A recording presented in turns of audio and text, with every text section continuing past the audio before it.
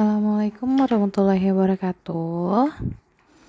Bertemu lagi dengan Ibu di pelajaran tematik, melanjutkan pelajaran yang sudah kita pelajari kemarin ya. Hari ini kita akan belajar tentang musyawarah ya, sebagaimana musyawarah itu adalah contoh dari sila yang keempat ya. Nah, di sini anak-anak perhatikan yang ada di halaman 118, musyawarah untuk mencapai mufakat.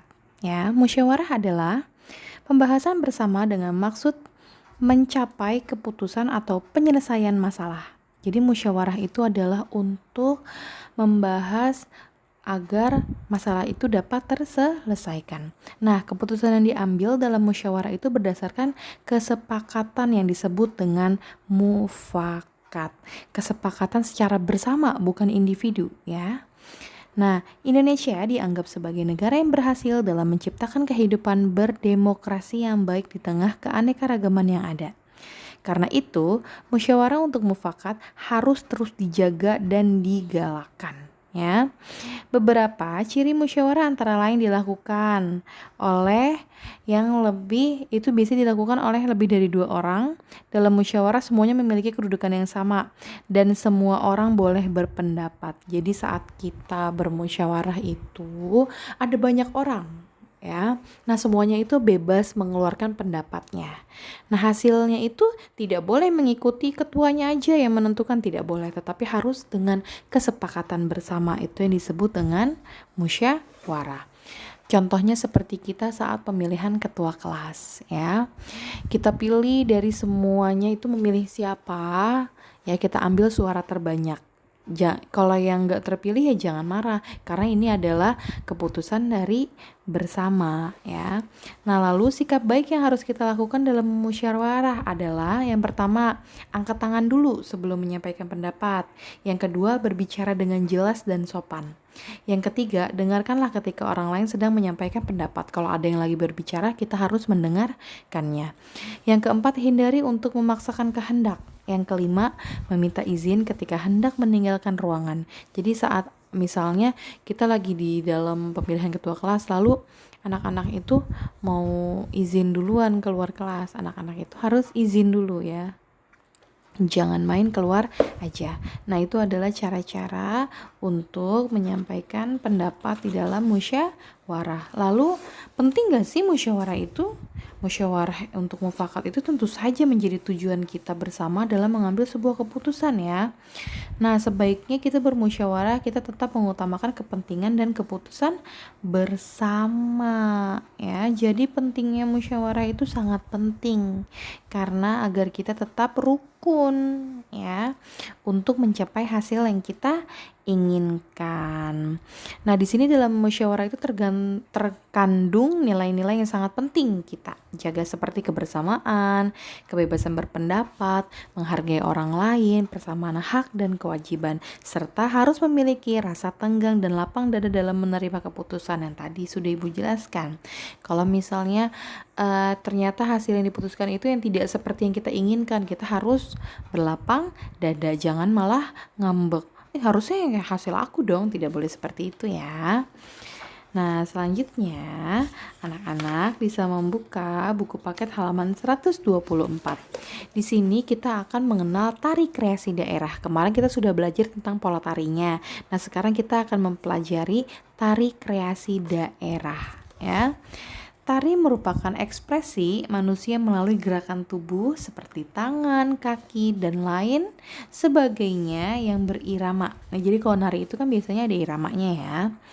Nah, tari kreasi merupakan tarian yang lepas dari standar tari yang baku, dirancang melalui kreasi penata tari sesuai dengan situasi kondisi dengan tetap memelihara nilai artistiknya. Jadi tari kreasi itu sekarang itu dimodifikasi ya, tidak seperti tari daerah. Nah, di sini pada garis besarnya tari kreasi itu dibagi menjadi 2 golongan. Yang pertama, tari kreasi baru berpolakan tradisi. Yang kedua, tari kreasi baru tidak berpolakan tradisi atau non-tradisi. Nah, sekarang yang kita bahas adalah yang pertama dulu ya. Tari kreasi yang dalam pelaksanaannya itu dilandasi oleh kaidah-kaidah tari tradisi, baik dalam koreografi, musik, rias, busana, maupun tata teknik pentasnya. Meskipun ada pengembangan, namun tidak menghilangkan esensi ketradisiannya. Lalu, tari kreasi baru tidak berpolakan tradisi atau non-tradisi.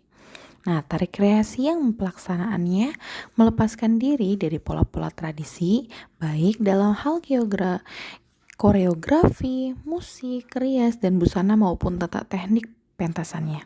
Nah, meskipun tarian ini tidak menggunakan pola-pola tradisi, bukan berarti tidak menggunakan unsur-unsur tari tradisi, ya.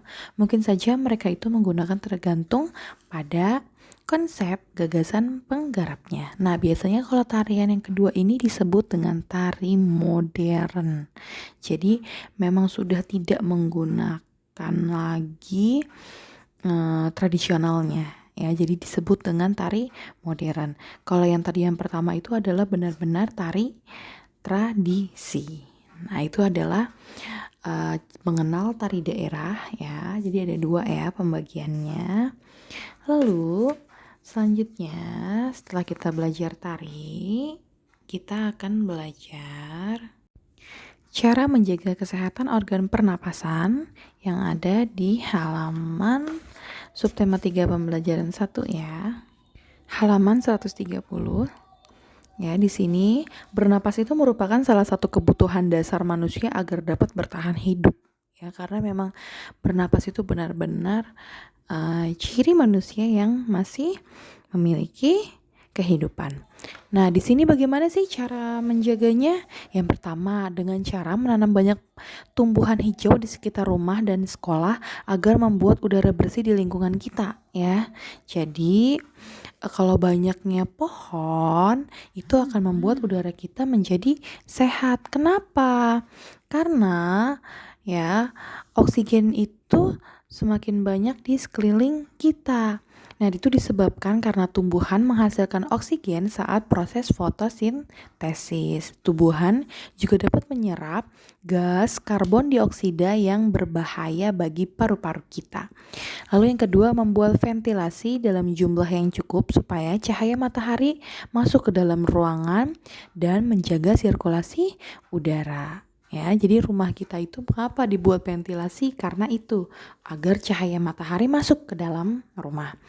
Lalu yang ketiga, menjaga kebersihan lingkungan baik di rumah maupun di sekolah supaya tidak banyak debu berterbangan yang akan ikut masuk ke dalam organ pernapasan saat kita menghirup napas. Jadi kita benar-benar harus menjaga kebersihan dimanapun agar udara yang kita hirup itu sehat. Nah, di halaman 133 di sini ada bahaya asap kebakaran hutan Bromo bagi kesehatan. Ya, asap itu pasti yang salah satu contoh dari polusi udara ya. Nah, di sini efek asap dari kebakaran hutan itu bagi kesehatan yang pertama adalah ya bisa menyebabkan batuk, iritasi tenggorokan, lalu yang kedua serangan asma, dan yang ketiga adalah sesak nafas ya. Lalu resiko paparan kabut asap kebakaran hutan, resikonya itu menurunnya fungsi paru-paru secara permanen, terutama pada anak-anak. Ya, karena anak-anak itu kan masih rentan ya, jadi bisa menurunnya fungsi paru-paru. Yang kedua, meningkatkan resiko penyakit akibat terpapar logam berat. Dan yang ketiga, meningkatkan resiko penyakit jantung, koroner, dan stroke. Jadi sangat bahaya ya efek dari asap kebakaran hutan. Nah, makanya kita harus menjaga hutan kita ya dan tidak membakarnya. Nah, nanti anak-anak bisa membaca teksnya, lalu anak-anak mencari arti dari kosakata berikut ini yang ada di halaman 136. Gunakan kamus bahasa Indonesia. Kalau anak-anak tidak mempunyai kamus bahasa Indonesia, anak-anak bisa mencari di internet ya, mencari arti kata menurut KBBI ya. Di sini ada kata asap, waspada, kawasan, polusi, kabut, fungsi, aktivitas, dan resiko. Selanjutnya, Nah, setelah itu, cara memelihara kesehatan organ pernapasan yang ada di halaman 144 ya. Di sini cara-caranya adalah yang pertama, makan makanan yang bergizi seperti sayur dan buah. Ya, memakan sayur dan buah akan meningkatkan daya tahan tubuh kita sehingga kuman, bakteri dan virus itu tidak dapat menyerang tubuh kita. Jadi anak-anak harus mengkonsumsi makanan yang bergizi seperti sayur dan buah. Yang kedua, berolahraga teratur. Ya, walaupun hanya berjalan kaki itu tidak apa-apa. Lalu yang ketiga, istirahat yang cukup dan posisi tidur yang benar. Posisi tidur yang menyehatkan adalah posisi tidur itu yang ketika miring ke kanan, sedangkan posisi tidur yang harus kita hindari adalah posisi tidur yang terlelungkup itu tengkurap, ya, itu yang biasa kita sebut dengan tengkurap. Nah, jadi kalau tidur itu sebaiknya miring ke kanan. Yang keempat, menggunakan masker jika berada di lingkungan yang kotor dan banyak polusi. Yang kelima, membersihkan rongga hidung secara teratur. Jadi anak-anak membersihkan lubang hidung. Kalau kita mengambil wudhu kan kita membersihkan lubang hidungnya ya. Yang keenam, memeriksa kesehatan pernapasan ke dokter secara teratur, terutama jika terjadi hal-hal yang mengganggu pernapasan seperti sesak nafas. Jadi anak-anak harus langsung mengecek ke dokter. Nah, itu adalah cara-cara menjaga kesehatan organ pernapasan. Nah, coba anak-anak perhatikan yang ada di halaman 145 ya. Di sini ada gambar ya, ada yang sedang memakan es krim, ada yang sedang memakan lauk pauk, buah, sayur, berenang, olahraga, tidur tengkurap, dan tidur miring. Nah, anak-anak pilih dengan cara memberi checklist di kotak sehat atau tidak sehat. Ya, jika anak-anak memilih sehat, alasannya kenapa? Tetapi jika anak-anak memilih tidak sehat, juga ditulis alasannya kenapa dari semua gambar ini. Ya, selamat mengerjakan ya.